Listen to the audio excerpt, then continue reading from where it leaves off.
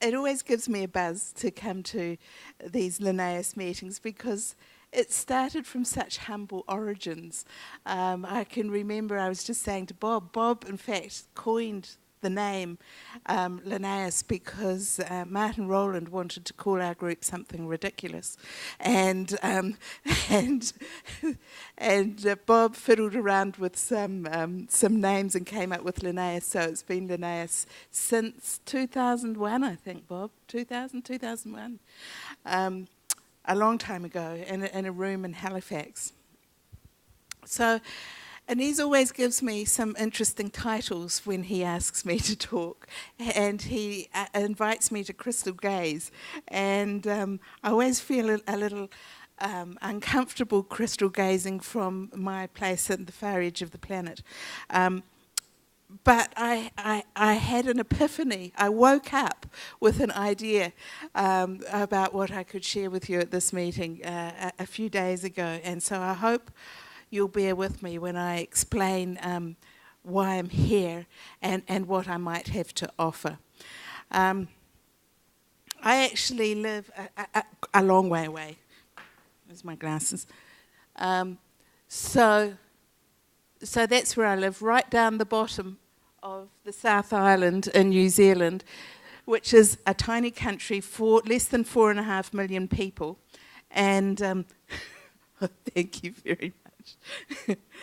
And 3/4 of the population lives north of that point. So where I live down here is the last stop on the planet. It is literally the most southern university town in the world. And it's quite a long way from Europe. It's about 27 hours in the air to get here. Inez asked me to talk about Australasia. This is Australasia. This is Australia, the largest island in the world and the smallest continent. Most of it's empty. It has people living along the coastline up to about here, because this river is really the only major waterway in the country, so it's a very barren countryside.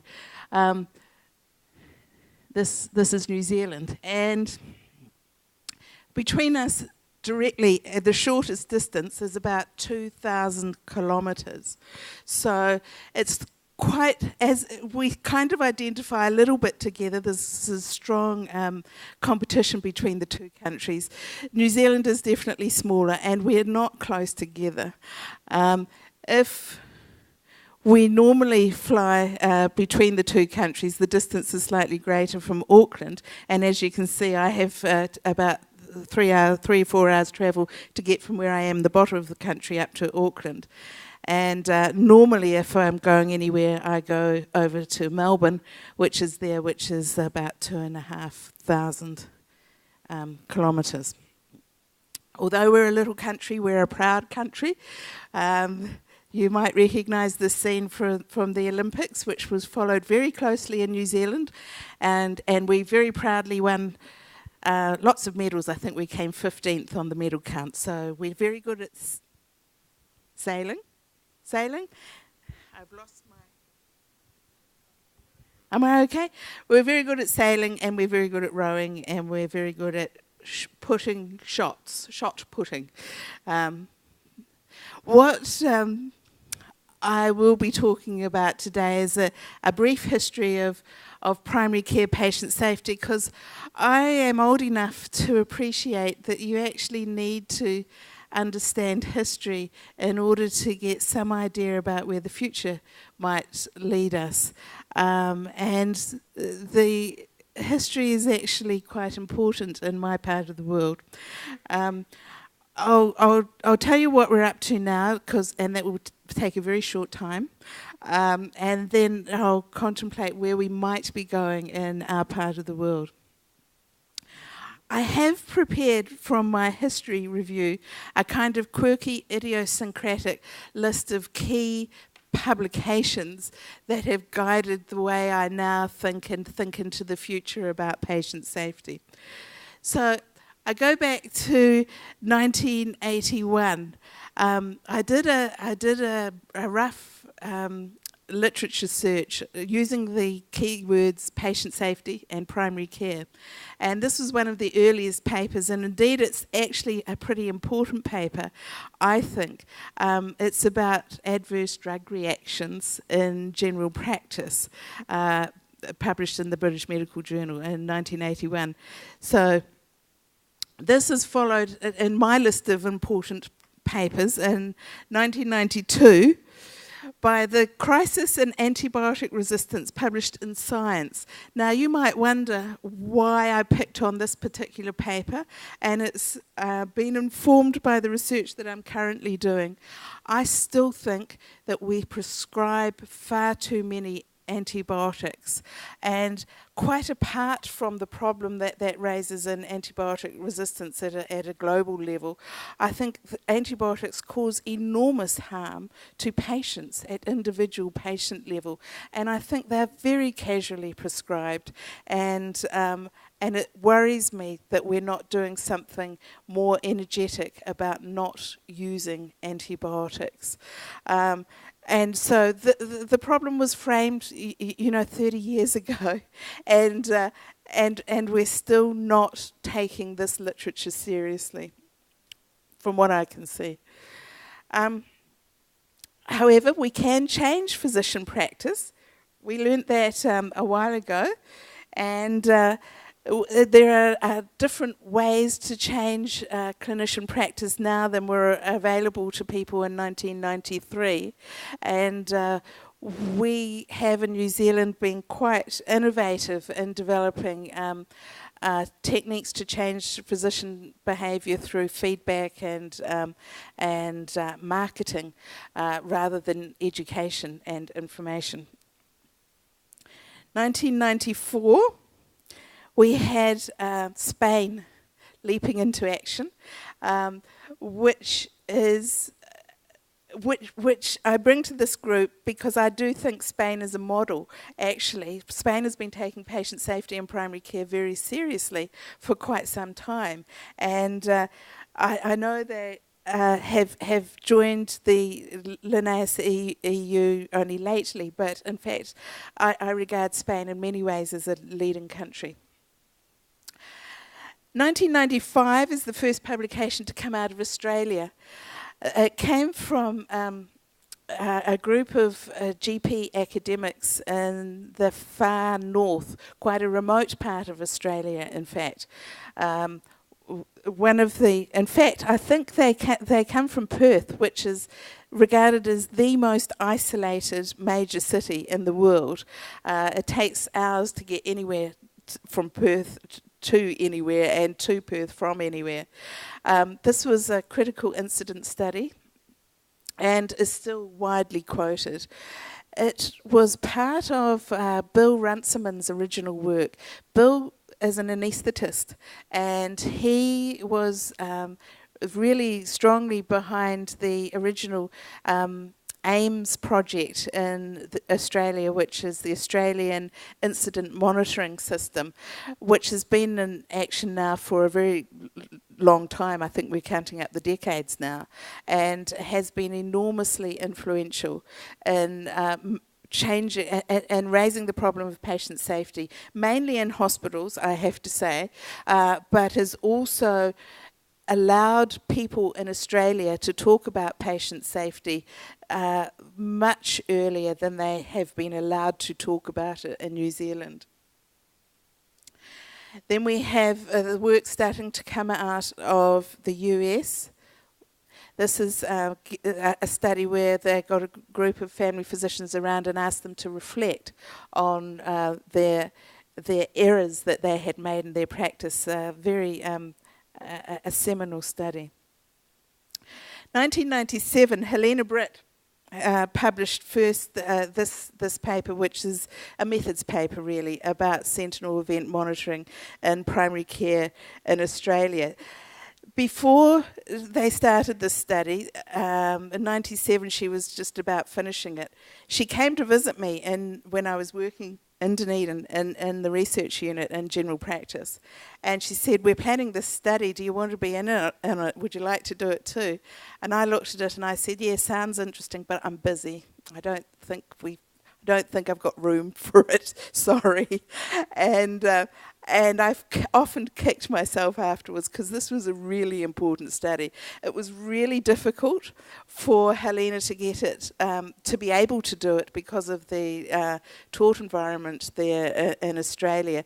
They actually had to have a change in federal legislation to enable them to collect patient reports of things that went wrong in their practice. It would have been dead easy in New Zealand because we're like Scandinavia, we don't have any malpractice legislation, so we can do stuff. However, we didn't at the time, so we never started talking about patient safety when we should have.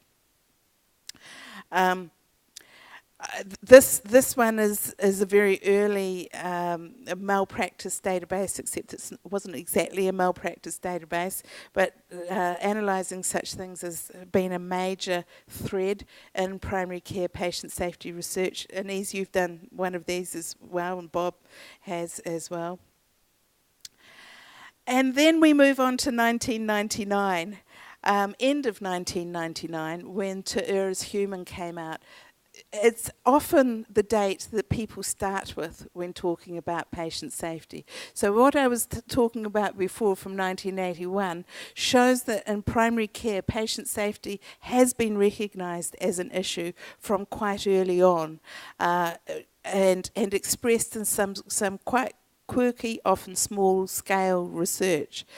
1999, I arrived in Washington, green and fresh from Dunedin, the same week as this was published, moving to start a new job in a new research centre in Washington. And because I was new, my boss said to me, this has just come out, it's going to be really important, why don't you take patient safety as your thing? And I thought, oh, all right. To be honest, I'd never really been motivated by the quality agenda. I thought that people who did quality research used a strange language, and I found it difficult to be motivated by it. However, patient safety seemed a very motivating concept to me. It seemed to me that first do no harm, and the fact that harm was done sometimes first, sometimes second, was very motivating to do some research to understand that. I was enormously impressed with the family physicians in the US who agreed to work with me on research. We got some kickback from our employers. They said, nobody's talking about patient safety being a primary care problem, which was true. It wasn't mentioned, primary care was not mentioned in To Err is Human. It was all about hospital errors. And our employers said, let's not open that can of worms. So we had editorial independence. We opened the can of worms. And the family physicians that I was privileged to work with in the US set the agenda, really. They said, what we want to know is what goes on in primary care. We want to understand, what are the things that are being, that are going wrong. So we set up a study, a randomised controlled trial, which kind of seems odd, and it was odd.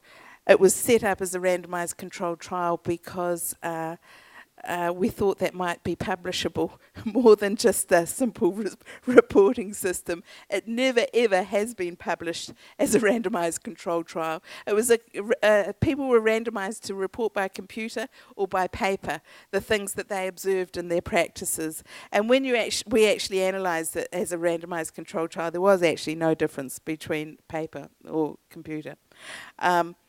But at that time, around 2000, family physicians in the US who were comfortable using computers were actually a very rare breed.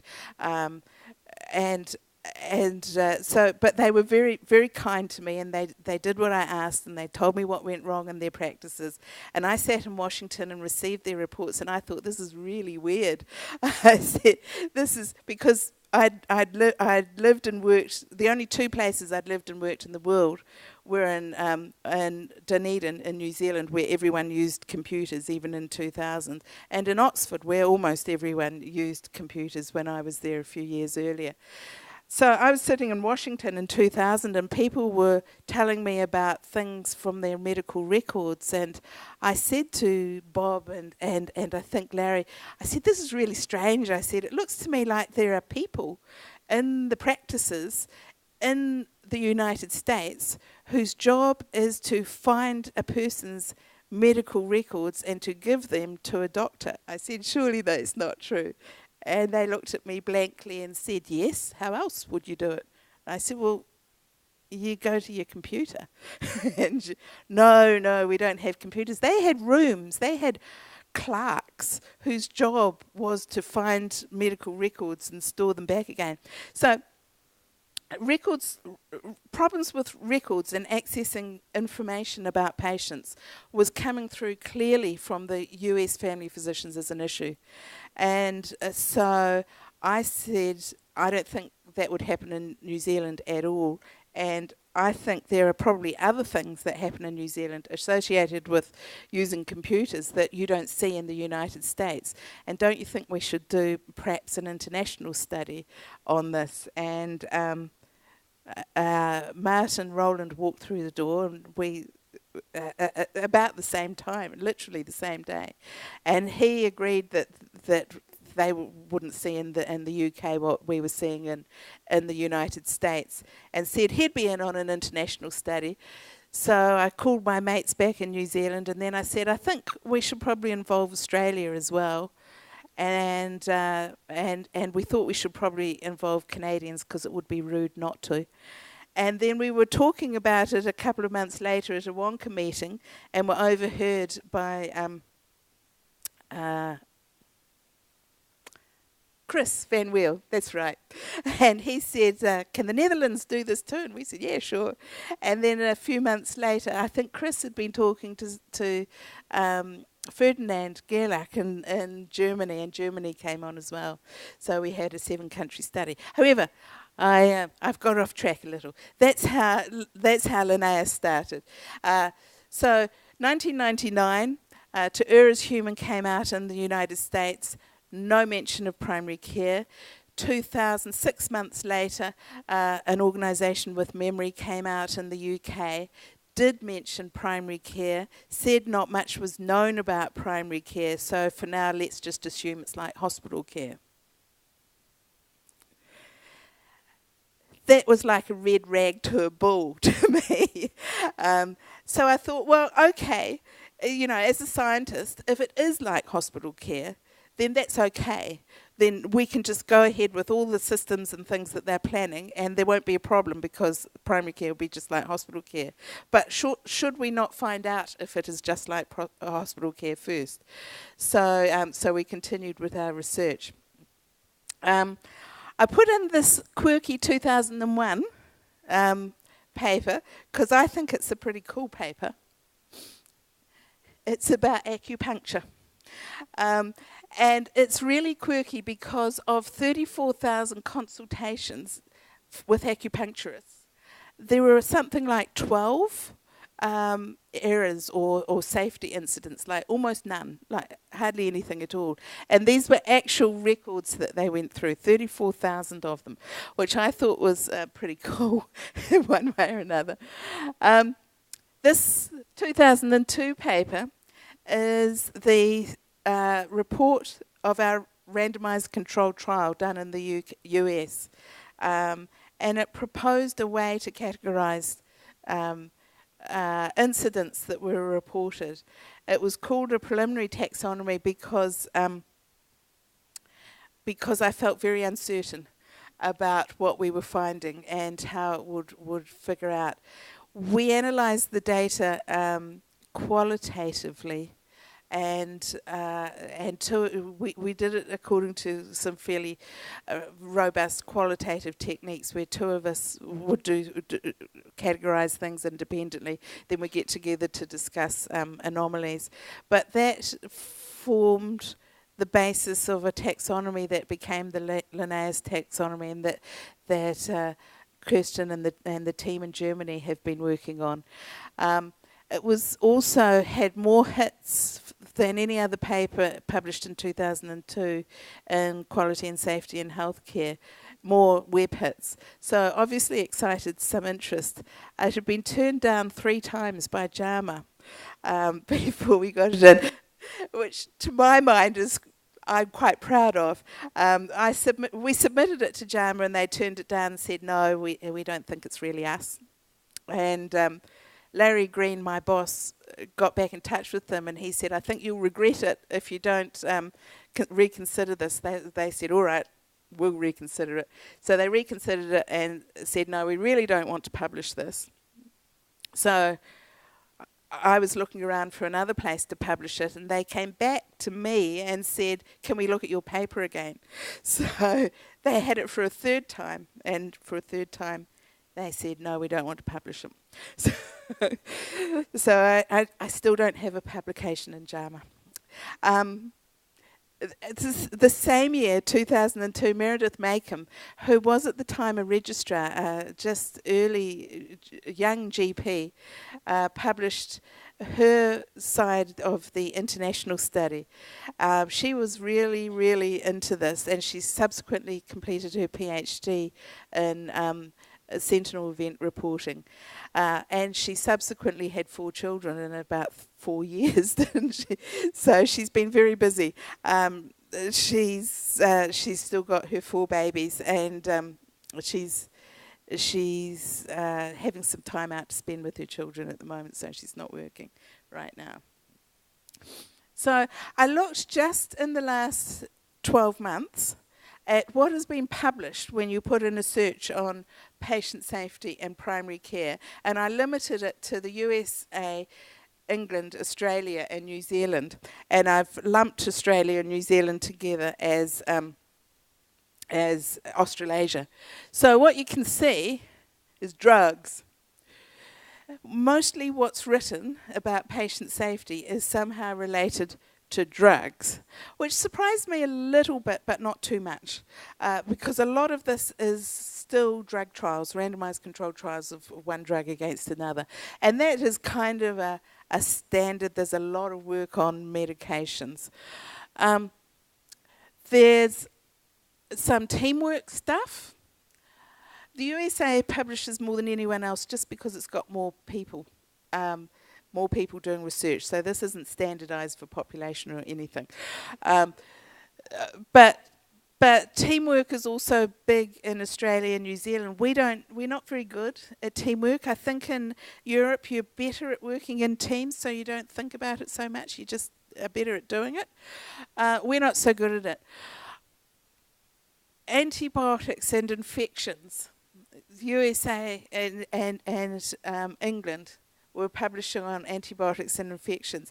As I said before, I'm pretty sensitive about antibiotics and infections at the moment because I think we overprescribe antibiotics, and I think we end up having horrible infections to deal with sometimes for that reason. And I think this is an issue that rises and falls in history, and I think that we haven't heard enough about it lately, and that we should still be thinking very seriously about antibiotics and infections.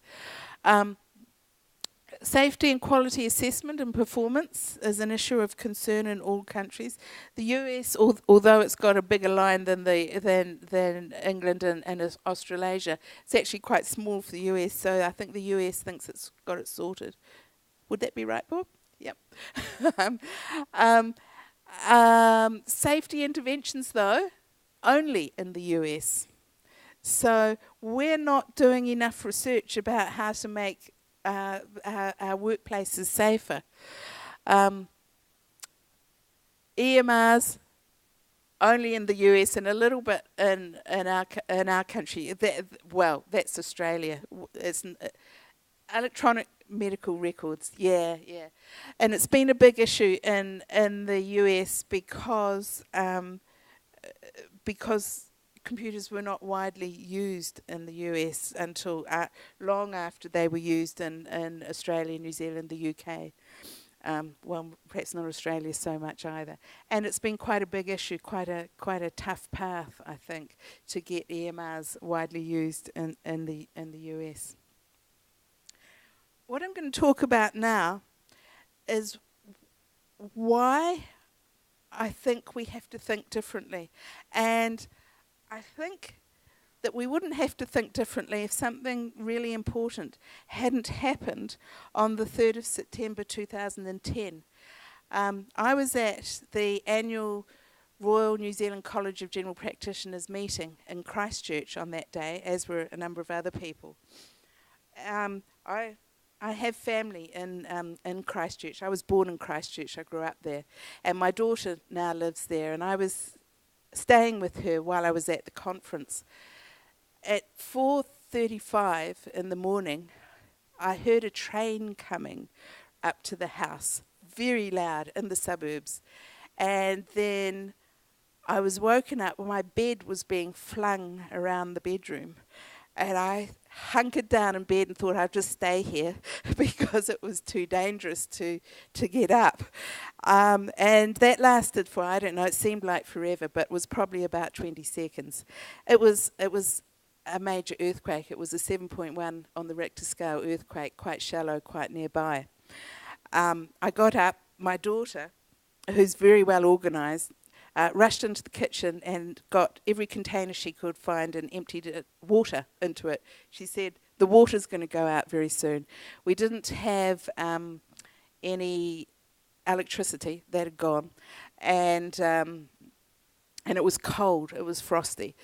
My colleagues, many of them were staying in a hotel, and they had to leave their rooms in a hotel in the dark, find their way down a stairwell in the dark out onto the street, where many of them hunkered underneath the arcades at the side of the street with the roofs because it was cold.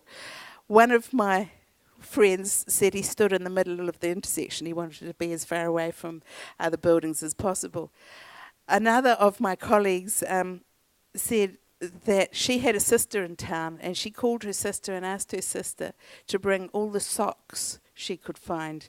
Everyone had leapt out of their beds at 4:35 in the morning and gone down the stairs barefooted out onto the streets that were covered in frost. Their feet were very cold, and so she was rallying some socks around. So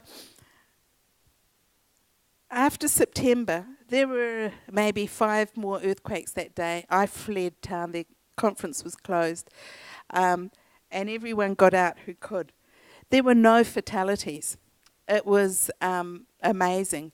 There were buildings falling down. There were bricks and things everywhere. And it was really weird that there were no fatalities, and everyone was saying, thank God for that. You know, the systems work. We've got a lot of safety built into our infrastructure, and there's not going to be any problems. A few buildings did fall down. Lots of chimneys fell down. Lots of our houses had chimneys.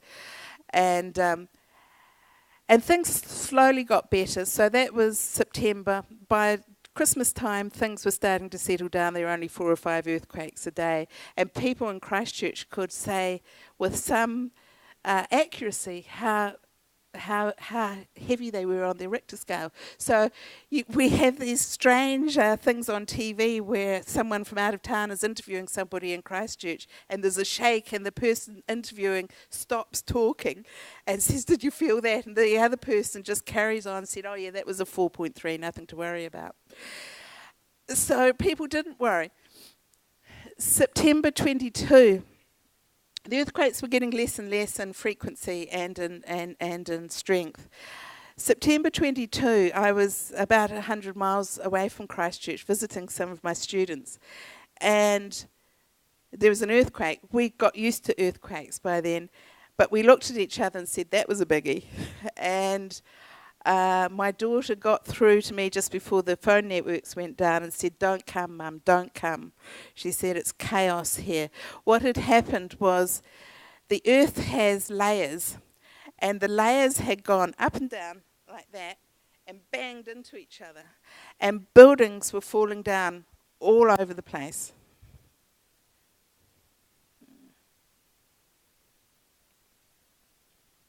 This is our cathedral.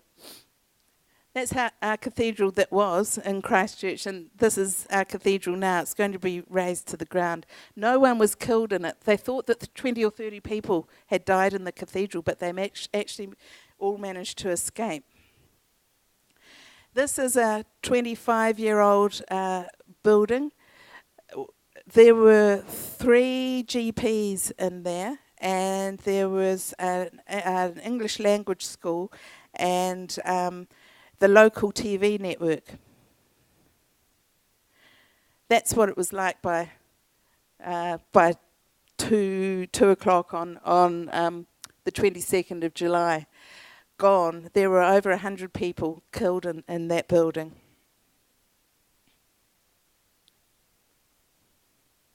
This is another building, modern building, gone. This is the Catholic Cathedral, gone. This is my daughter and my grandson. We got snow. There was no sewage. They were using buckets and burying them and burying their sewage in their backyards. There was no power for a long time. There was no running water.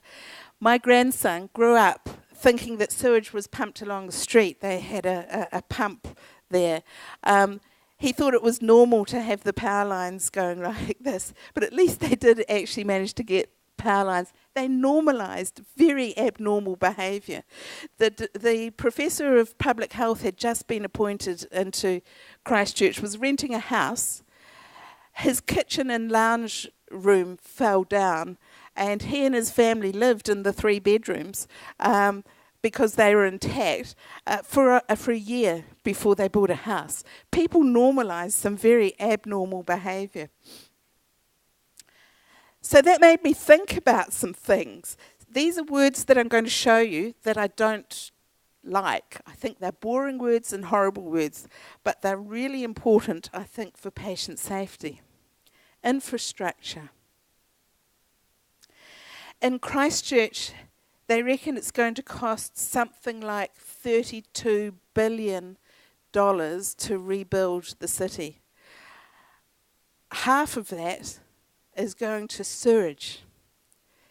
$16 billion to repair the sewage system. Never mind the buildings and all the other stuff. It's the stuff you don't see that's actually really important, that you really need, because you cannot live by digging holes in your back garden for your sewage forever. It doesn't work that way. Infrastructure is really important in Christchurch. It's really important for us too.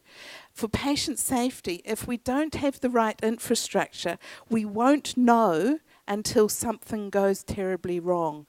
And when something goes terribly wrong, we will, and our patients will be better for it if we have the right infrastructure. We've got to have standards. Those buildings, those modern buildings, fell down because they operated to standard. The standards are now changed. The standards are much tougher. And the good designers, the good engineers were working to above the standards, and their buildings did not fall down. So standards are really, really important. And if we don't have standards for patient safety, then our patients are going to suffer. Protocols, I was thinking about.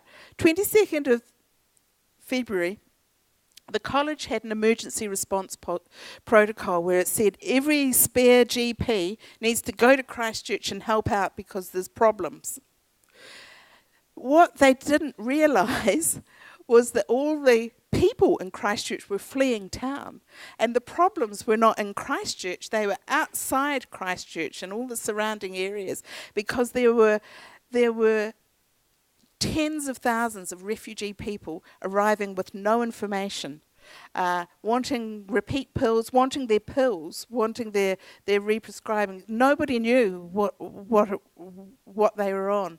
Part of the infrastructure was that all the patient records were held for each patient in their own practice. And what is now being talked about is the importance of having cloud-based information about patients, so that when patients' practice falls down, all their information is still accessible. So just quickly, what I'm up to now is I'm doing a general practice records review study, a bit like yours, Sandra, because I think it's still important that we understand some of the epidemiology. It's jolly difficult. I'm also doing some collaborative research, perhaps, depending on funding, with Canada, where we're looking at practice accreditation. This is a standard and infrastructure stuff that they don't have in Canada, that we do have in New Zealand. So, but we don't have any research to show that it's effective.